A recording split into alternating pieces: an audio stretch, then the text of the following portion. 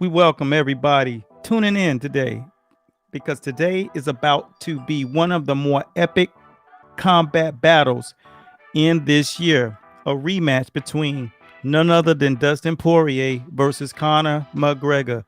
It's about to go down, but before I get started, I'd like to introduce myself. For those of you who have never watched this channel, boy, you are late to the dance. My name is Eric A. Bradley, aka It's About to Go Down on a Fight Show. But we do have a special guest for those of you who've never known about what we do. We break the fight world down round by round from the inside of the sport because I am 30 years plus in this thing and I love to bring the true essence of the sport to you. So today, our guest is none other than the son and champion, Dyah Davis, son of Olympic great Howard Davis, the greatest amateur boxer to ever lace him up in the toughest Olympic year to medal, 1976. He was outstanding fighter, so you understand the lineage in which Dustin Poirier is under right now. And today we're going to have him on the show. But before we get going, we just wanted to warm you up because when he joins in this feed, you're going to hear some great conversation. It's going to be one of the things that we wanted to always do is open your eyes and give you the ability to see the combat world from within, not the stuff that the media gives you when you pop over here on all of the networks and they're just talking and these people don't understand the sport. It's not their fault, but behind the closed doors in the world of combat, it's a lot different than what you guys are used to hearing. And when you see this show, our focus is to make sure you get the effervescence and the essence of what really goes down, the conversations, how they really happen, the real side, the struggle inside of the struggles. And that's what you're going to hear a little bit of today as we chop it up and break it down. 80% of the show was about the man himself, and the other 20% was about what is that ingredient that you have to have whenever you're in the fight game at this level. So you'll hear a little bit about that. We don't ask, who do you think you're going to win? Do you feel like you're going to win? What round you well, that's not us, man. We're not media. So I hope you guys are really to take a very high leap into the game right now. For those of you who are tuning in for the first time, if you like really getting great commentating and conversations, because we don't really get into interviews, we basically chop it up here. It's sort of like one of the realest conversations you're going to have. So when we talk to our people, we're going to go right into the real stuff. We don't goof off and play around. So with no further ado, we're about to get it popping, and we're going to jump right into our conversation fight chat that we had, and it really alluded to some of the journey that got Dyah to this place to ever be able to be in the corner. And when you hear these stories, they really break down the essence of what it takes to do this at a very high level. So I hope you guys are really ready for the ride that we're about to give you. The next half hour, you'll really be able to take some stuff in. And at the end, please stay tuned because we got some good stuff here and we're going to continue to break it all for you. At the end of the show, we'll ask that you, if you enjoyed yourself, make sure you subscribe because there's a bundle of other content looting from this show that you'll get to hear. And we'll really give you a much better perspective about the combat game at its highest level. All right, so here we go. On to the show as we enter into the third quarter of the conversation. So enjoy. One of the things that when I say that, ask that question, it takes me back to when we was traveling back and forth up to Baltimore. And once again, being baptized by fire, being put on the larger stages. So Hassan Rahman was in a fight, getting ready to fight Klitschko. And that was, of course, one of the guys you saw, and you said, "Yeah, I can do this." When you saw Oh, Klitschko and Lennox, right? right. Well, another story to add on to this. There was a fighter. His name was Beast Brandon Cabell out of Baltimore. You can pull him up, and he was under Coach Tyrone Soul up there, Barry Hunter, up there near Barry Hunter and them up in DC, Okay. but he was in Baltimore. So we Right. used to go up there and help them out. And Rock was like, "Yeah, I want Beast." Beast grew up in Baltimore, but he had moved down to Carolina to get some work and kind of change his atmosphere, give himself the Right. best chances. So I put him up under my wing. Coach Bradley was like, he had a lot of guys under his wing, and he just was like, "Yo," so Beast kind of melted under me. Beast was 6'7", Oof. 265, shoes Oh, off.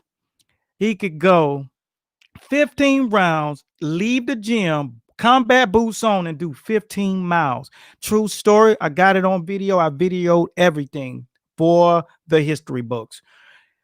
He was prepping to get Hasim Rockman ready. You're going to love this story. Hasim Rockman, he said, "Yo, coach, every time that dude get me in the gym," he said, right. they grew up together. So they grew up in the same part of Baltimore. Hasim Rockman, hands like this, Yeah. head like this. Big Hasim old. Rock, yeah. He said, "Yo," he said, "every time he get me in there, coach, he say, 'Yo, what's up, Beast, man? How you doing, boy? Everybody good? How the family?' 'Yeah, yeah.'"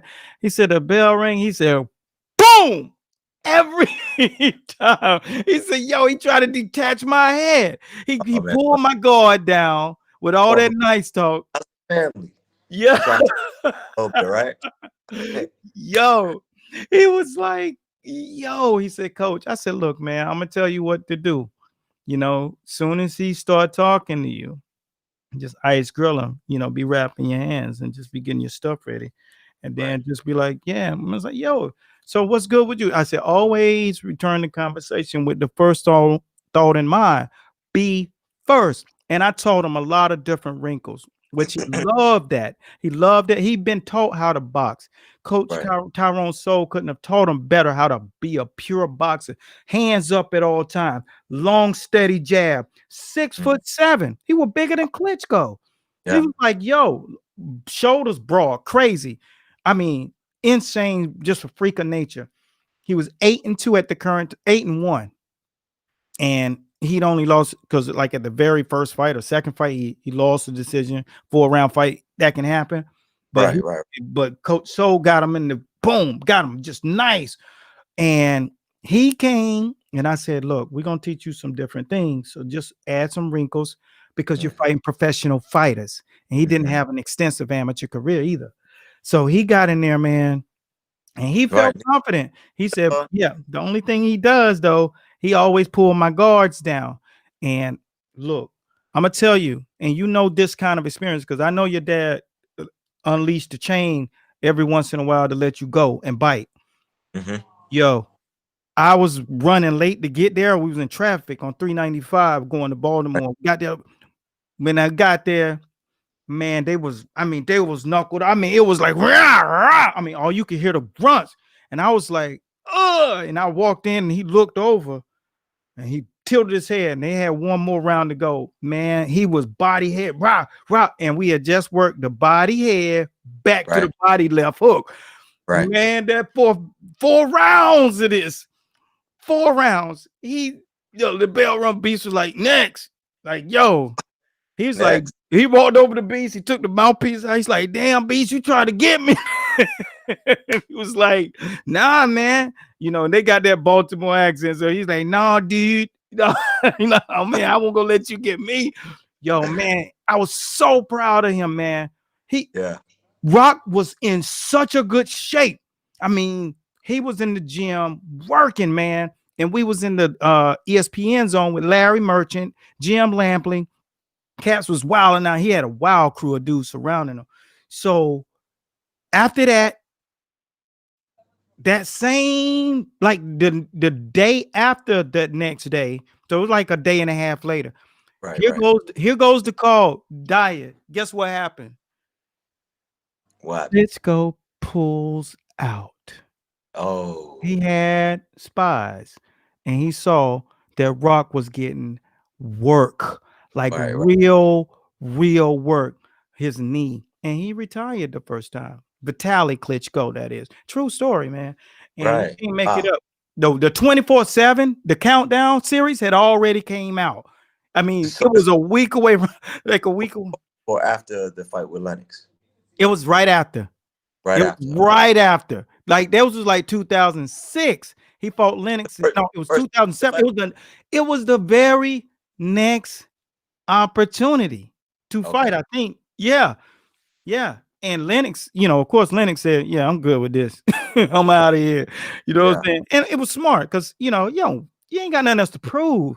Yeah. These guys That's are new, younger guys coming in, and that's why I said, man, we gonna chop it up, Doc. But that man, to hear them boys hitting each other, I, man, you talking about something special, man. I got some footage on video, man. That would it's pay-per-view sparring. I mean, I never get rid of myself. I got them on VHS tape stock. yeah, dude. So, I got much stuff on VHS that I need to convert to yeah, either deep or digital. Ugh. yeah, But get it you know done. what? Like, sparring is very important, man. I had the opportunity to work with a lot of Yeah, high level quality names, man. yeah, yeah. Within my first year, I was already sparring with Bernard Hopkins. I helped him get ready for first fight with Jermaine Taylor. And I mean, I was you know, so pissed. I was my game, he beat so, Jermaine Taylor, and I was just like, wow, why do they do that? yeah, man. I mean, my Wow. game so much from watching. It was just like going to school every day. I Wow. went from being his chief sparring partner. I was young. I was a lot younger than B Hop. B Hop was probably in the late 30s. Yeah. I was maybe 20, again, 26, maybe Uh-huh. 27. Yeah. And I was kind of working B Hop a little bit, man. So I went from chief sparring partner to doing 6 rounds to we're only going to use you for 4 rounds today to we just need you for 2 rounds today, and we're going to have these other guys pick Yeah. up on it.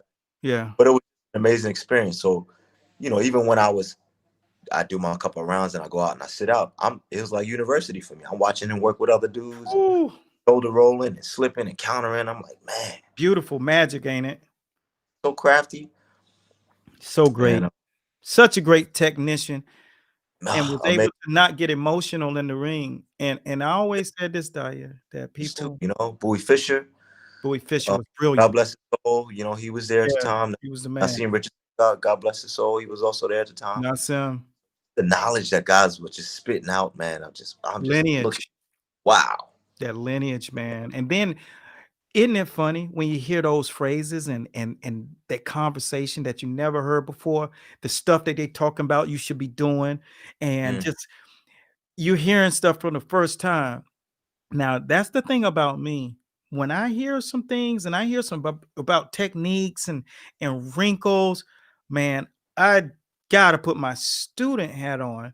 And over 30 years of doing that, I have accrued a vast library of some amazing things, man, under the tutelage, and played the role that was necessary for me to play to be at the level in which I do and aid others in doing. Because when you see somebody like Bernard Hopkins, the things that he knew, like when he said to Kelly Pavlik, man, he looked real good with those guys in the ring, man. He's doing some real good work. Him and Nassim, they was like, let's see what happens when the angles change. Woo, man. that's he was something else with his words, man. Woo, let's So see what happens women and when not the women and angles not change. getting wet. Oh my gosh, yo. That dude, just the prowess inside of that ring, and just the mental fortitude to do it and control his emotions, and to get under the other guy's skin. And that's Right. sometimes what you have to know how to do if you need a little more help, is to Hmm. get up under the other guy's skin. And Right. if that guy's prep now, it's a little harder to do that. But you know what?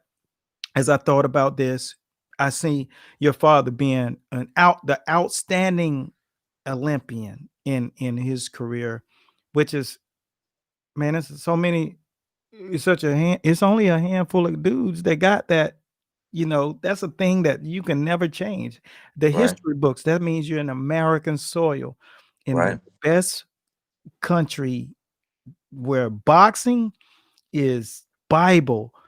Your dad, in the toughest year of the Olympics, Man. in the greatest Olympic team, wears that crown, the MVP. So as I look back at his career, man, and Camacho used to train at our gym. Right. So one of my younger fighters put him on his butt one day. He didn't like that. Victor Andre, shouts out to Victor. And Camacho took him under his arm, and he knew. When I think about Camacho was coming to the end of his career. Let's not get it twisted. Young Yeah. Camacho would have blasted him. You know what I'm saying? Right. This was a young kid who was really skilled, but you know, he ain't on that level, never allowed us Right. to get there, but he Right. had the ability. But Camacho, when I saw the fight with your father and him, I kind of see that matchup sort of like the matchup that you guys have the weekend. You know, someone who has an ability to Right. counter punch really well. And I always tell guys this: every coach has skills. Every coach knows a lot of most know a lot of techniques, Hmm. but it's a minute. I mean, you can put the amount of people that really understand this other part section of the game, you can put them on the head of a needle. The Right. people that can identify what you can do in a scenario where the trouble is at, Hmm. where the trouble is at when it's happening. And Hmm. one of the skill sets that I developed is the first times I was by ringside, the game was moving at such a pace, in a speed, when you got the elitist of athletes, and I'm talking to all of you guys who will be watching this thing on Saturday night, specifically, it's not like watching it on your couch. And it's not like watching it from the stands. The warp speed of the most supreme athletes in the Happening world, the game goes at an entirely different speed. milliseconds, brother. Milliseconds. And you have to not only see, you have to retain Hmm. that moment in which your Right. fighter needed to know what happened.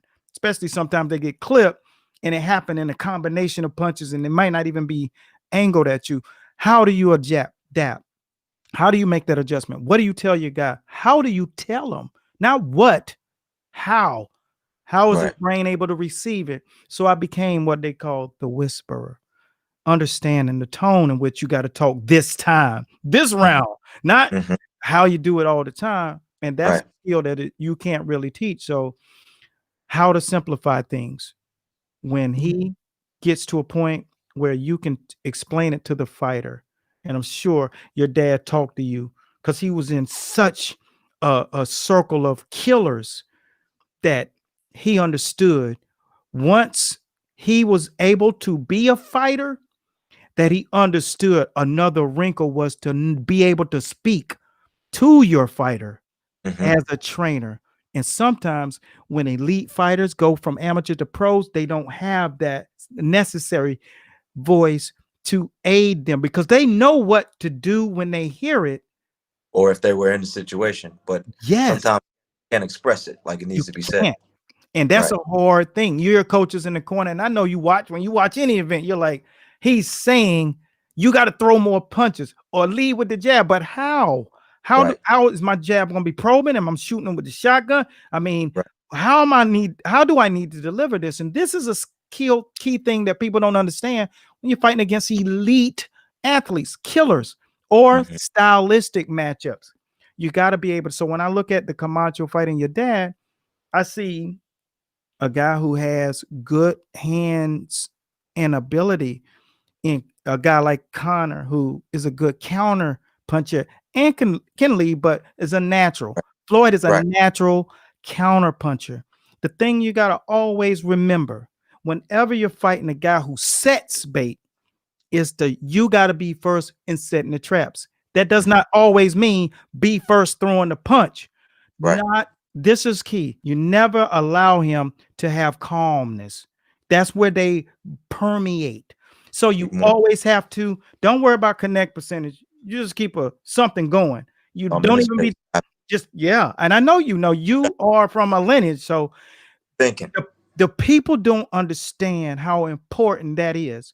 when you don't allow the guy to get in his comfort zone. Because I can tell in the first round, early in the first round, if the dude is going to lose that fight that night outside of a hook coming and getting clipped, the mannerism in which you don't let him get into his comfort zone. Right. And even if it looks ugly, don't let him get there. And it's hard to explain to people how to develop that skill. First, you got to be in it. You got to be in those scenarios enough. And you know that. Tell me about a scenario that you were in the corner, not as a fight, but in the corner, and you was like, wow, man, this is moving. How do I tell my guy? Do you have a moment that you thought about that you said, yeah, man, that happened real fast? Yeah. You know what? Actually, one of the moments that'll bring me back is probably to Dustin's last fight. I had to get him in a calm sense. Yeah. You could tell that he was very, very hyper. The fight wasn't getting away from him, but he was doing some things that were uncharacteristic of him, but he was still getting the job done. Yeah. So when the bell rang, I could tell that he was having fun. So immediately when he sat down, I give him about 10 seconds to let him process, what had just happened before, let him get some water before I go ahead and throw information at him. And to put him back in the mindset of being in the gym, because that's where we're most comfortable, right? We're most comfortable in the gym. So I asked him, I said, are you having fun? And he says, I'm having a blast. So I'm like, okay, so I know I got your attention now. Now we can talk. But look, I need you to move your head a little bit more. I need a little bit more offense from you. I need you to lead with your jab a little bit more. Yeah. Now I know that I have his attention with a little humor. Now I know he's able, and in his response, I know I was able to, transfer information to him and know that it would be received. Yeah. In a manner that it needed to be received. Yeah. See. And we were able to have a conversation in the middle of the round. Like, what do you think you need to do more of? Okay, I need to get on my feet a little bit more. I need to move a little side to side, a little head movement. I need to lead with my jab a little bit more. And I would just confirm, absolutely. Get behind your stick. You jabbing, look to land that left hand. He's southpaw, so we're looking to land that left hand. He's like, all right, I got you. And then Muscle boom, memory out there, and he handles business. Things that you do in camp that the muscle memory is there. You can call for it. That was brilliant. And for those of you who will be watching this and understanding that, no, that's not a skill that you acquire naturally. That takes reps. And I always tell anybody, if you are training people, coaching people, be around people who've done it for a much longer time. If not, you're going to have to learn everything the hard way. And that's why it's so great to have a boxing lineage to pull from that suitcase that you're going to need out of that treasure chest to make sure that you have, and your fighter doesn't be the reason. Yeah. There's been times where I came back to the corner with my dad. He didn't say a word. And I got, you know what I mean? Yeah, you got the message. I got my mouthpiece rinsed out, but I got the, just by the look on his face. Unacceptable. And all right, go out there and use your feet a little bit more, a little bit more feints, more jabs. And this was without saying a word. And I went out there and got it done. Man, that's a powerful thing. And you know what? That's called osmosis. Transferring it, like. Indeed. Get the message without. Unacceptable. Right. Don't even trip. You know what we do. That's a powerful thing. Now, as I hop in and create one more last buzz before we get it popping for the second little 10-minute closeout, I want to make sure that our special shout outs go out to these particular two individuals. Harper, man, how are you? Listen over here from Team Diamond. We're looking to get the job done on Saturday, and we appreciate all your well wishes, man. Thank you. Now it's the shout out segment. So all of you out here in the world of combat watching live, make sure that you raise your hand, let us know where you're from, and we're about to give you a couple of shout outs. My man, here we go. What's going on, Carson? This is Dyah Davis here. Dustin Poirier's boxing coach. I just want to send a shout out to you. What's up, man? I hope you're doing well. All right. Keep watching. I hope that was really interesting to you guys because, as we alluded to in the conversation, as you see, we talked about being in legendary training camps and learning. And this segment here is for the trainers, meaning those who are coming into the sport and you need to know things. And there are things you need to know. And some of you question and want to know kind of the lineage of what we did and how we got to this point where we came up through extensive high level competitive camps, and you learn so much. And a lot of you are trying to figure this thing out on your own, and you can't, because I'm going to explain something to you. At the earlier stages of this thing, I got an opportunity to get baptized, head in the water. I mean, flame lit, face getting burnt. When it comes down to certain things in this sport, you got to learn that it's best to have guidance and stuff. So explain something to you right now. When we were coming up, it was very, very hard. It was very tough. And when people came to our dome, they sometimes didn't really understand the depths of what they were in for. So they would come in like some of you out there, a little more delusional, and they would walk through the doors, and I'd kindly introduce people, point people out who is who and who is there. A young man came down from I think it was Miami, but he was by way of somewhere like by Barbados. He was not an Olympian, but he was a national champion amateur. And I would point the guys out to the gym because when you walk through outdoors, I'm gonna do this, and this was a typical Tuesday. You see that guy over there?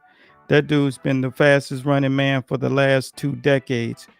This guy over here, oh yeah, and he is gold medal surrounded. You see that dude over there? That dude over there, he's a gold medal Olympian heavyweight. That guy also just had fight of the year with Evander Holyfield. Oh, that rusty knuckle cat right here, that dude right there, he knocked Lennox Lewis out unconscious for the world championship title. Yeah, that girl, she just won gold medal with a bum knee.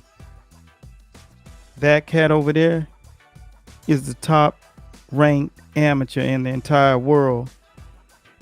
That's what a typical Tuesday. This dude just left from the Crunk gym because he needed to get much more in depth in his technique. He wanted to learn more. It's constant. That's the layering that we were under. That was a typical Tuesday. Marion Jones, Justin Gatlin, Sean Crawford, Melissa Barber, Ray Mercer, Oliver McCall, Hassim Rockman, John Hagler, killers everywhere, Julius Fogel, Rashard Holloway. It was loaded. I mean, around the 2004 Olympic coaches coming from all over. Coach Kenny Adams. I mean, the lineage in which I was exposed to from the gate, straight out of the door with the collar around my neck. I can't explain to you what that means and how that impacts a fighter. So when you see fights of this magnitude, those who are in and behind these type fighters have come from such a deep, deep, deep lineage. And as you heard him speak specifically to it, it's just kind of what it is, man. And what we're doing with the next generation, like he's doing for Dustin and I'm doing for you guys out there who decided to follow master boxing. That was a typical day in master boxing. Waking up, brush your teeth, go to the gym, nothing but heavy hitters. All right. So, you don't get here just by posting videos. You get here by earning your stripes. And it takes a long time to earn your stripes. I'm 35 years into the sport of boxing. All right. So that's kind of where you feel and see those wrinkles and stuff being added. When you look at Dyah, this young man has been a champion. You got guys who think they can just walk into this game. This guy's father was the top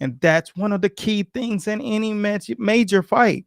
Rematches, whenever the outcome the first time was bad, that's what you have to do. You have to keep them off balance, period. Because the minute someone like Conor, because he's going to strike, he's setting up the entire time to strike. There's not a lot of techniques and skills that you have to accrue. Your objective is to do the thing that's necessary. Fight an ugly fight so he can't make it a pretty victory. And once he's out of that zone and he's into a more frustrated zone, that's when you start to strike with purpose.